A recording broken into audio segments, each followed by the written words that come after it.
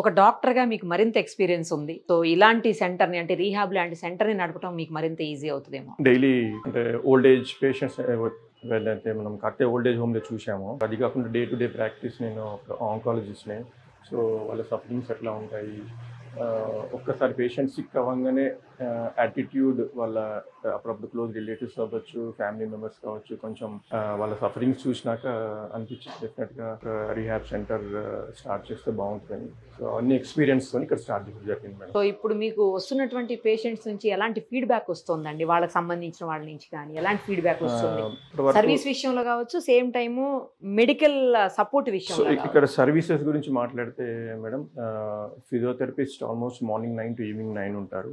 వాళ్ళ నీడ్ బట్టి వాళ్ళు ఒకవేళ వాక్ చేయగలిగితే కనుక ఫిజియోథెరపీ రూమ్లో ఫిజియోథెరపీ చేపిస్తాము. లేదు అంటే కనుక పేషెంట్స్ బెడ్ సైడే ఫిజియోథెరపీ సర్వీసెస్ ప్రొవైడ్ చేస్తాం. ఆల్మోస్ట్ ఇది హాస్పిటల్ అయితే కాదు, బట్ స్టిల్ హాస్పిటల్లో కావాల్సిన ఫెసిలిటీస్ అన్ని ఉన్నాయి.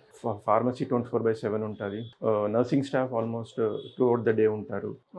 ఫ్లోర్కి 2-3 నర్సింగ్ స్టాఫ్ని పెట్టాము.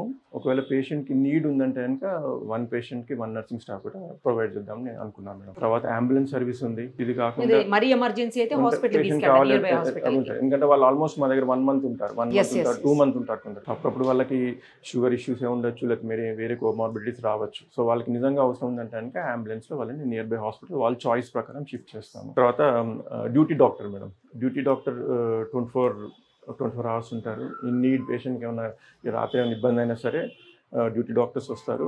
ఒకవేళ ఉన్న పేషెంట్ ఐబీ పేషెంట్స్కి వాళ్ళకి ఏమైనా ఆర్థో కన్సల్టేషన్ కావాలి, ఇంకా వేరే డాక్టర్ కన్సల్టేషన్ కావాలంటే కూడా కంపల్సరీ వాళ్ళు పోవాల్సిన అవసరం లేదు.